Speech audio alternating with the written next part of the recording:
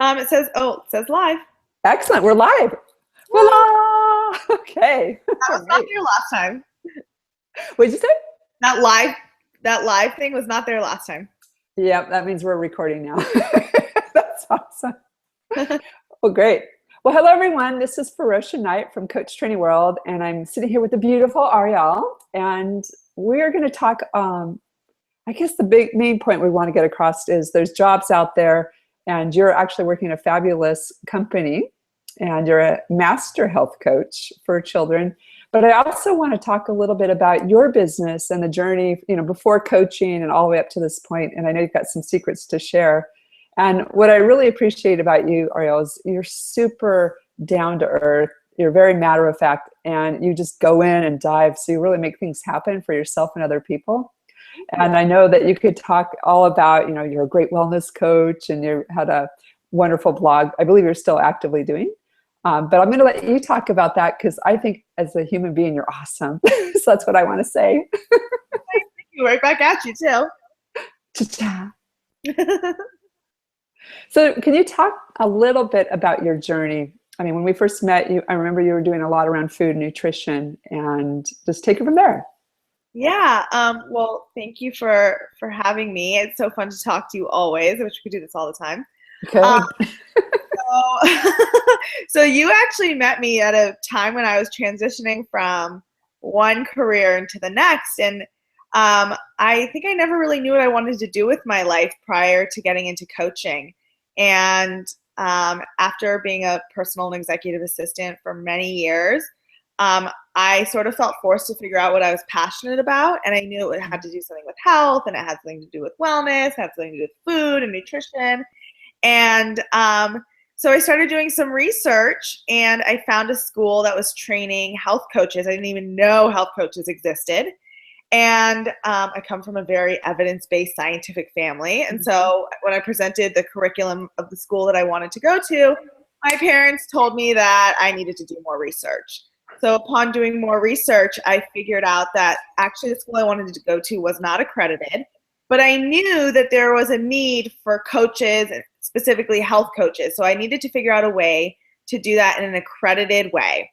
So I decided I was going to go get my master's in nutrition at Northridge, and I was going to do a certified coaching program. And that's how I stumbled on Coach Training World, because you guys were the only ones that, first of all, were accredited by the ICF, and then also had a wellness track. And that was really important to me, to be able to be a coach that could focus on wellness. So turns out I started coaching school before graduate school, even though it was supposed to be the other way around. And I discovered through even experiencing the coaching program that actually what was really important to me was the mind-body connection. And while food and nutrition is a really important part of that, I really wanted to delve deeper into the mind-body connection. And your program actually allowed me to do that in my thesis paper.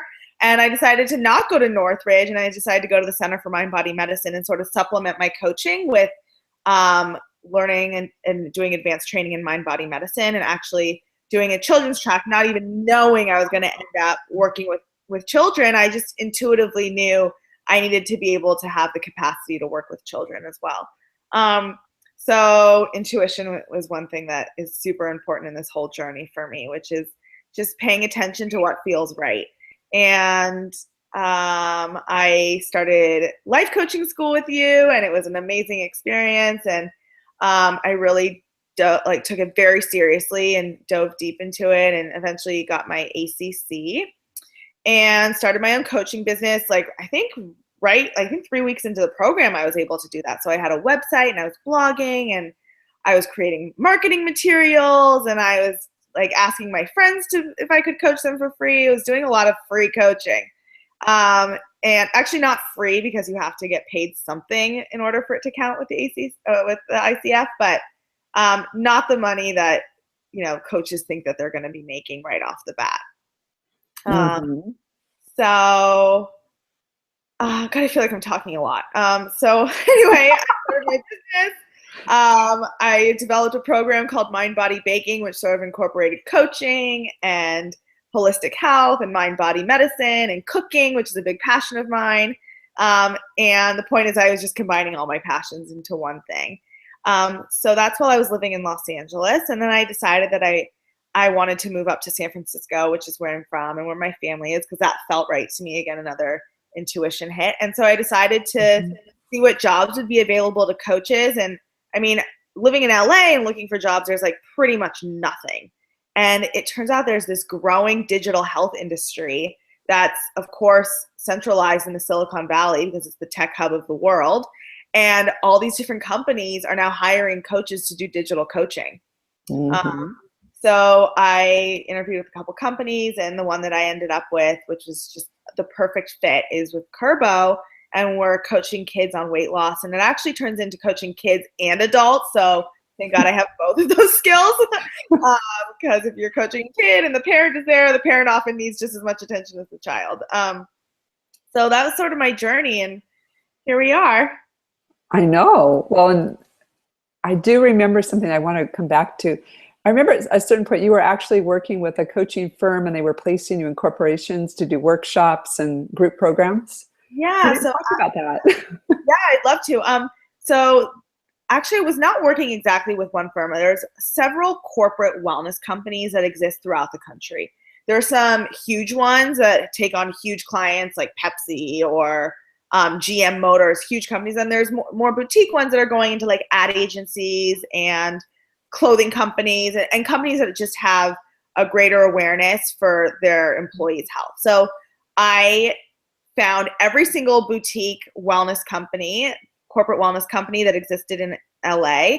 I also sought out the bigger ones. It was just harder to get to talking to someone who wanted to hire me for my expertise. So found every boutique agency that I could. And then I also somehow got in contact with someone who worked for UCLA Health and for the Association of Motion Pictures. And I pitched to all these different corporate wellness companies my skills and why I thought that they would be valuable.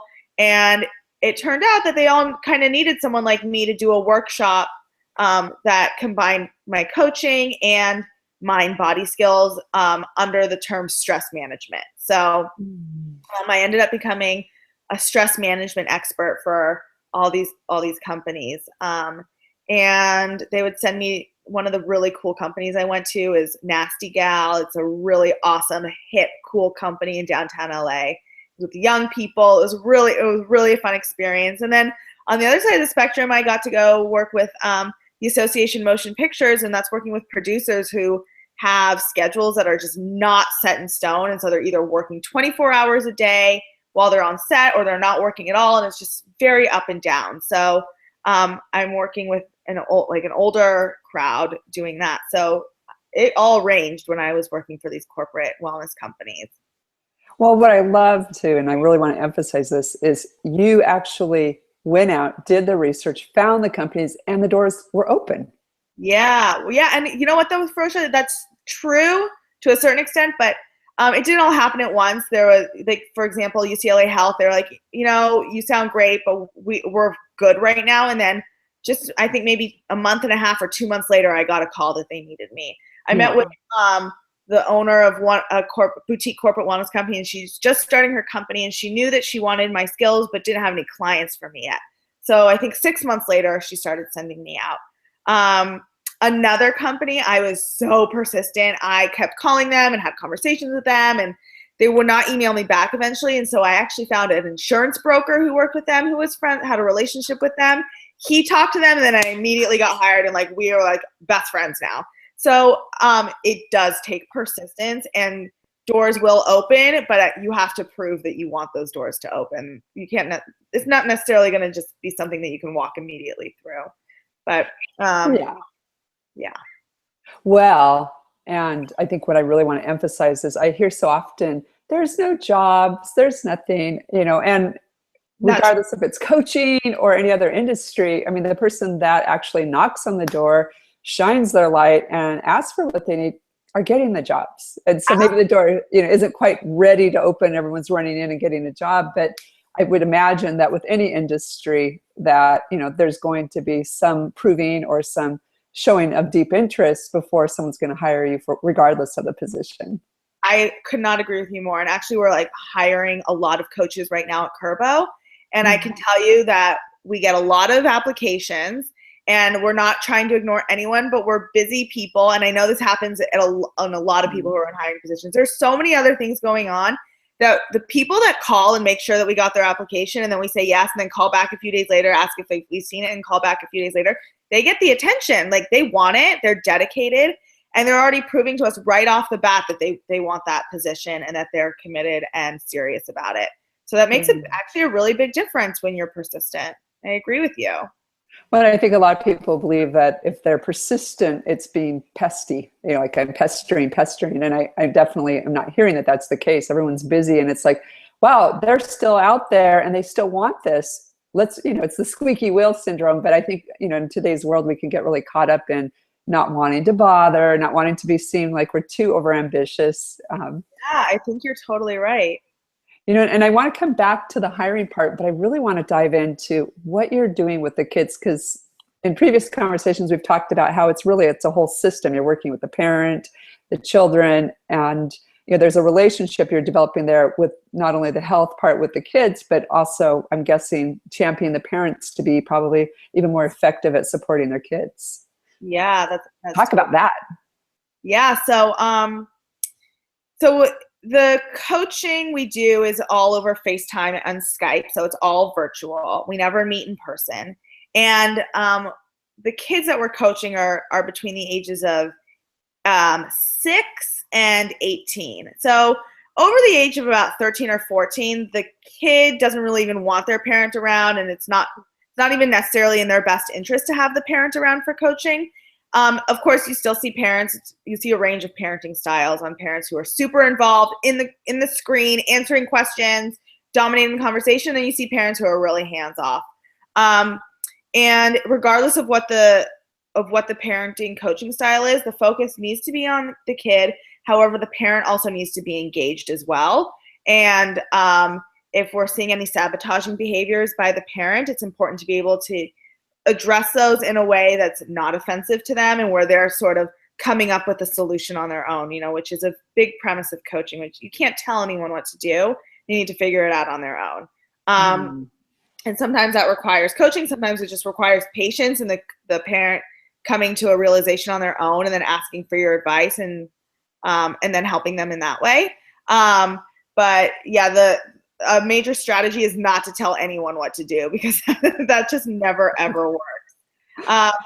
Yeah. So with Curbo, because we do have a curriculum, like we use a stoplight nutrition method. There is an aspect of advice giving. However, once the child's taught how to eat and how to track their food in a certain way, it's driven by them. They need to be able to pick their own goals for the week. And sometimes you'll see parents intervening and saying, no, I think you can do more exercise, or no, I think you can eat less of those cookies. And that that doesn't help the child. And so that's sort of where the coach has to redirect the parent and help them in that way.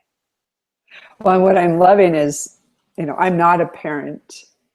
And I work with parents, and one of the big factors I hear all the time is the shame and guilt for not being a good parent. So in many ways, helping them to come up with their own ideas and to feel good about the way they're supporting and maybe even shift their own communication. I mean, you're doing so much more than health coaching. You're developing relationships and communication. So it's not maybe as microcosm as someone might imagine with the nutrition and the diet. Oh, absolutely. I think you're totally right. I think that the nutrition and the diet is just sort of a platform or a launch point to get into so many other things that are going on. And I think actually the most interesting demographic that I work with are children of divorced families. And something as simple as, I'll ask on a scale of 1 to 10 how confident they are that they can stick to their health goals for the week. And they might say a 6. I'm like, okay, well, what's it going to take to get to a 9 or a 10? And they're like, well, there's really not any green light or healthy foods at my dad's house. Oh, okay. Well, then let's talk about that. And then through talking about that, I realized just simply sending a text message or communicating to that parent what they need in order to be healthy is not that difficult, but something that they don't realize on their own. And it's, through coaching and really diving deep and being curious and asking what's really going on, we can sort of mean, I feel like we're healing relationships between kids and parents, and kids feel also much more heard when they're able to tell their parent what they need just to eat healthy at their house. And it's simple. Okay, so I see divisions of the company already. I bet you do too. Oh my God, so many visions. Well, I'm curious. You've talked about, that you might be developing some stuff in-house as well. You want to elaborate on this? We've been talking about, it's kind of in the beginning stages, and I know it's part of the next level of funding, but what's your dream? Oh, my dream. Oh gosh, my dream. I don't know if it's the next level of funding or the one after that.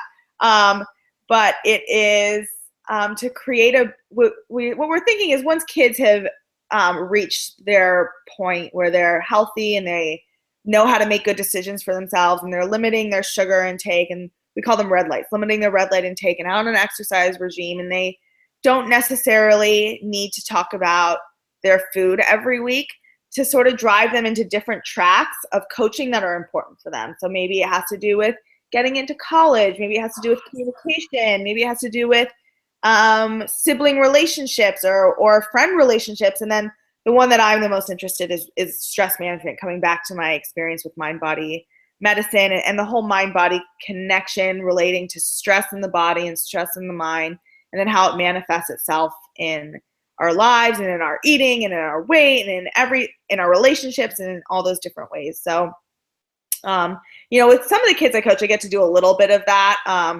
And then, always be tying it back to the food and tying back to feeling confident and feeling in control. But yeah, that's my dream, to be leading mind-body groups through Kerbo. Awesome. Well, yeah. It sounds like, with the focus on the body and the weight, and of course the deep self-esteem and self-worth issues that you're probably going to be helping them to really, I can't think of the right word. It's almost as if you're undercover agents for really helping a kid to be really confident in the world. Absolutely. And the gateway is through the health and nutrition. And as you develop that area of their life, it's also about the communication and relationships. And then later on, you're touching more, that would be the next level, bringing it out even more holistically to the rest of their life. Absolutely. Brilliant. Exactly. So you said there's a secret, you told me kind of, with the digital age, of how to get jobs.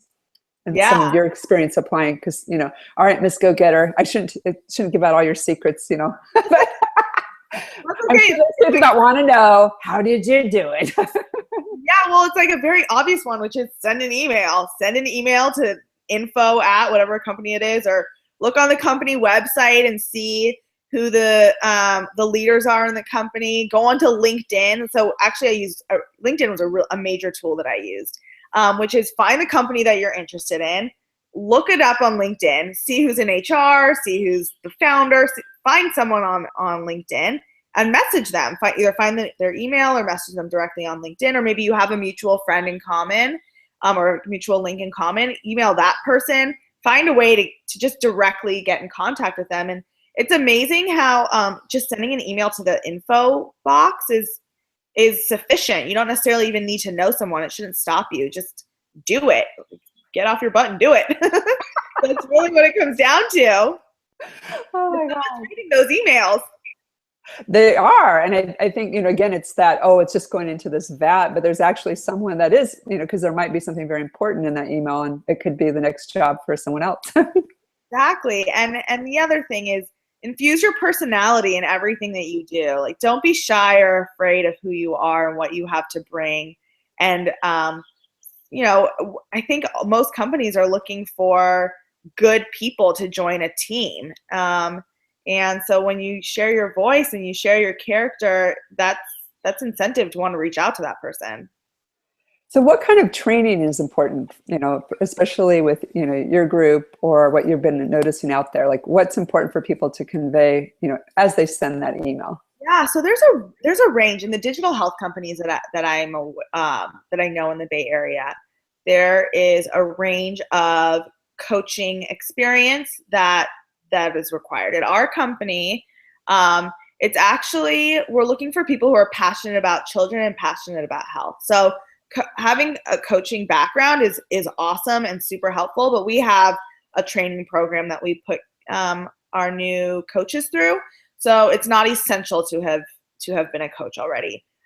Then there are other companies out there where either you need to be a certified coach or even a therapist or have some sort of advanced degree in therapy or coaching. So there's really a range that's going on. In some, you can't even be a coach, so you have to have an MFT or an MD, and they're looking for that type of coach. So it runs the gamut.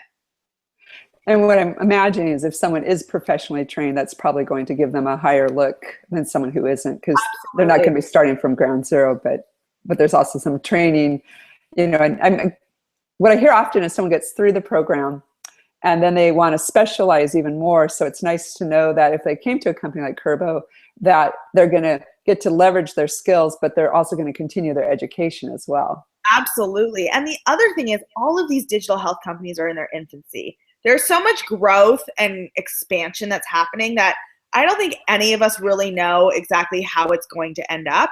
And so even if the coaching job isn't the exact one that you've been dreaming of, or it doesn't have the pay that you've been dreaming of, or you're not, or you feel overqualified, great. Okay, still take it, because you could probably grow and weave your way into so many things that no one's really aware of yet. I think that you can really carve your own path if you're determined to.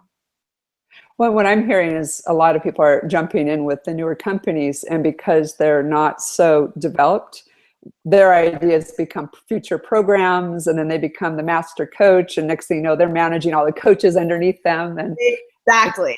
And someone else we're going to hear about, a gal also from our community, Krista King, who I should link you guys. She's actually starting her own digital fitness health global coaching, and I've actually just interviewed and I'm putting that all together. But she's actually someone who decided to take her business up another level as the visionary and hire a bunch of coaches. And so she's actually starting one of those companies like you're working for. Amazing. That's so awesome.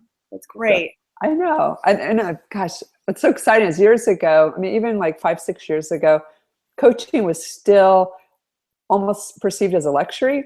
So it's so nice to see that it's, big companies are hiring these firms to, with the health and well-being of their companies, as well as, the proliferation of just people actually wanting to hire coaches. I mean, the amount of inquiries we get every week is incredible.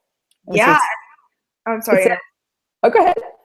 Well, I was going to say is there's actually a company called Omada, and they are about a year ahead of us in their program, and they're already being subsidized by Medicare. So people who use the Omada coaches are getting reimbursed by Medicaid. So, I mean, that's where we're hopefully headed. We're doing a bunch of pilots with various insurance agencies. So, I don't think it's that far off into the future where insurance reimburses people to have coaches, which is, an amazing opportunity for all of us to be better people. Absolutely. Yeah. Well, and I've noticed even with my insurance that there's programs that they offer, and I don't know how directly they're related to the actual insurance, but it seems like they get discounts for people that are in insurance. So I think there's got to be some arrangements. Exactly. In other words, coaching is in to stay. Yes, it feels that way. It certainly feels that way. Right now, we're trying to figure out how to scale coaching. I think all of the digital health companies are figuring out how to scale, and so we're all looking for great coaches to continue to grow all of these companies and help more and more people across not just the country but the world. Mm-hmm. So I'm curious, when you're at work, where are you working from? Well, sometimes I'm in the office because I'm actually helping develop the coaching program for our new coaches and developing the curriculum and the training modules. And then when I coach, I go home and I coach. I coach for extensive periods of time, so I want to be comfortable in my couch. And so yeah, I coach from home, and all of our coaches coach from home. Or if they're on vacation, they coach from vacation. Wherever you are, you can coach. That's the really awesome thing about this whole digital coaching thing. You don't have to be in person, and you still get the relationship, and it feels tactile. So it's nice. Freedom. Yes, freedom. Exactly. And you can move around to different cities and different countries, and it's absolutely. so true. Yeah. Exactly. Well, I'm curious, just on a personal note, how has coaching really changed your life? Gosh. Well, I feel like I have a purpose every day when I wake up. I feel like I'm a really good coach that helps people and I'm energized by it. So when I was looking for when I was talking earlier, finding that thing that I'm passionate about in my career and really knowing what my purpose is in this world, I knew I wanted to affect change in others. And that's exactly what I'm doing. I feel like I'm affecting change in others. So I think I'm one of the only people that really likes going to work of all the people I know. I love going to work. I feel very satisfied. And I'm also capable of things that I didn't even know I was capable of. So all over, it's just been an amazing personal experience and growth experience. And then of course there's the times when maybe you feel like you haven't done the best job and you learn from that too. So I also feel like I'm learning every day, and that's a nice feeling. Oh yeah, I love that part. Yeah. Actually, that's my dirty secrets. Like whether I'm teaching a class, coaching someone, being coached, it's like this mass vacuum of just constant growth, learning, awareness, and being more awake and more alive. And it's like, this is addicting. I don't think I'll ever have another career. It's so true. I could not feel more the same. And I'm glad to hear you say that, because you've been doing this for 20 years. Yeah. And I'm never going to burn out on this. But if you've been doing it for 20 years, I think I could do it for 20 years. Well, I'm trying to think of what is the most negative thing about this work. I know what it is. What is it? When I'll own it. When I don't recognize that I should have a coach because I'm too busy coaching everyone else. And then I'm like, everyone's having ahas and I feel stuck. You can call me. You can call me. Okay. That's one of the benefits of our lovely community. We've got awesome resources with everyone. It really so is. I'm dying to ask, what do you see yourself doing 10 years down the road? If you don't know, you can say you don't know, but you are such a go-getter. I just want to see what's next and what can I look forward to hearing about. Gosh, well, I'd love to be married with children, which is, I know, not the answer you're looking for, but how do you know that's not the answer? I feel like you're probably looking for something career-oriented. Not really. Well, then I want to be married with children and be on a yacht. No, I'm just kidding. That's a good question. I still see myself with Kerbo. Like I said, I see myself leading more mind-body medicine groups, and I'd actually like to go back and get my master's or my PhD in mind-body medicine and applying it that way. And I'd really actually like to I'd like to teach. So I think I'd like to coach, and I would like to be teaching. And I don't know where this institution is that I would be combining my coaching and my mind-body. Once I have my master's, my mind-body skills, but it's going to be a hybrid of teaching, coaching, and mind-body skills. I hope that answers your question. And probably cooking in there too, because I always have to be doing something with food. That's awesome. Yeah, but it would be. I do know the answer to this question. I don't know why I'm saying I don't. I actually thought about this the other day. I'd actually like to be sort of like a traveling professor. So going to different schools, whether it's a high school or undergrad, and teaching the principles that I just spoke about. So that's kind of where I would like to be headed. I bet you're already heading that way, and you know it. Honestly, this idea came to me last week, which is why I forgot about it already. I need to write it down because that's what I wanted. Well, I've heard you before talk about wanting to teach and stuff, so I think it's just getting clearer and clearer what it might look like in the end. Oh, thank you. I didn't know I said that before. Yes. Awesome. Isn't it amazing how we'll say things and then everyone else will remember it and we won't? Yeah. So be careful what you say. You'll have to do it. So I'm wondering, are there any tips for maybe the newer coach or even the more seasoned coach that may want to actually transition into a corporate or a fast-moving company like yours? What would it be? Tips. Well, contact every company that you find. That's one tip. Just be open. I would say be specific in what it is you want to do, but be open to other possibilities. Don't give up. And what other tips do I have? I would also say for if you're a new coach, finding like your niche, finding what the part of coaching that you really love. So, for me, I thought it was going to start out nutrition. And now it's actually mind body skills that I was into. And now I'm back at nutrition really. So that's sort of what I mean by find your niche, but then be open. And what else? Talk to as many people as you can. Network. One of the things I do is I am part of the ICF LA, even though I'm in San Francisco, and I listen to coaching calls, or they do, what's it called? Continuing education. I continue to do those calls. I went to meetings. Be in that coach world, like, collect that energy of coaching, and you'll find something. You just can't expect it to just happen if you're not doing something about it. Yeah, if it's all upstairs and not in action. Exactly. In action. Love being in action as coaches. Yes, you do. Coaching is an action sport. And I'm getting a giggle here. I just realized that the coach training world, the world's spelled wrong. That's awesome. No, it's not. Really? It's on my screen. Oh, that is so fun. Oh, wow. Well, that's one of the things that I love is, as a coach or as a human being, when we can just accept that everything's perfectly imperfect and not worry about it and move forward and just keep trying and keep finding our way. And I wanted to bring around one last thing is, I actually, when you say your niche, I hear something a little bit different, because you started with nutrition, but you've put so much more into the mind, the body, and also the emotion and the relationship. It's very holistic, your approach. So I think your niche is a little bit wider than nutrition. It's, you focus, that's your gateway maybe, but you're really adding so much more value than just that one perspective. Yeah, thank you for pointing that out. Yeah, and clarifying that. I totally agree with that statement. That is very true.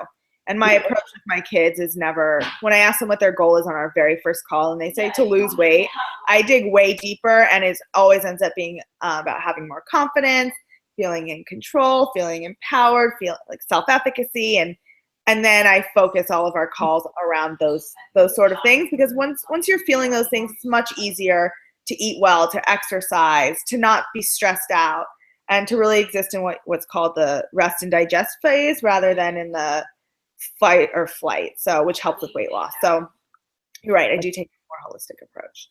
That's awesome. Well, my last question is there anything that you'd like to share that maybe we haven't covered before we slide back into our evening?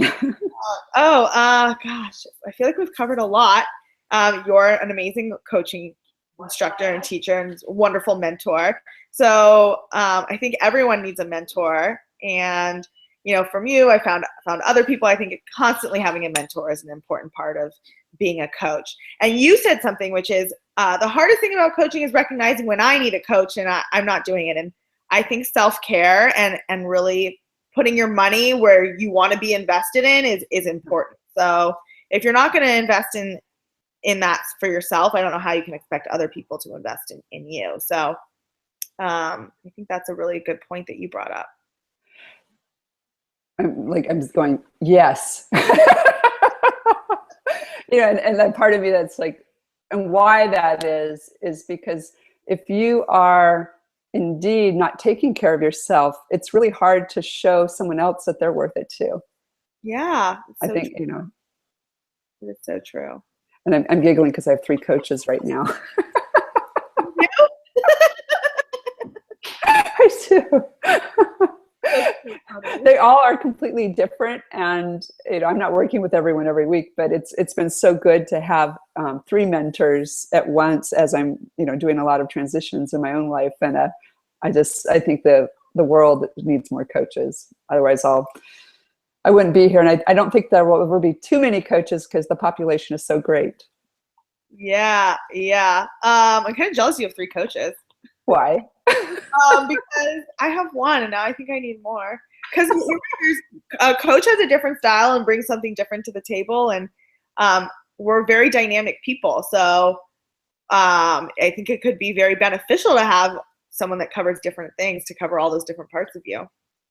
Yeah, what I'm finding is, one of them is very Zen, very spiritual. She really helps me center in and be able to find my deep inner knowing. I can, it's, how we can always help everyone else, but for our own selves, that's a little bit of a challenge. Another one is very, very effective, matter of fact, bullet point, cut to the chase, strategic. And the other person is more around just health and wellness because of my recent health changes, and like, okay, I need someone that's just going to focus on this. And so that I stay focused on the dietary and the exercise things that I need to do. So, she's not going to talk to me about my deep inner knowing unless it relates to getting me back on my path. Right. I love that. That's such a great approach. Yeah. And I think, one of them could probably do all of it, but their personalities are so distinct. And I think that's what really makes each one of them work well for me in those areas of my life, is that difference in their approach and their personality, like you'd said earlier. So yeah. Do you think that you hear each one of them differently? Oh, yeah. Yeah. So if one was doing all of that, I don't know that you would necessarily gain everything that you're gaining by having it come from different people. Yeah, I would imagine the person that's very much the human effectiveness person, if she said anything spiritual, I'd be like, no way, she doesn't mean that.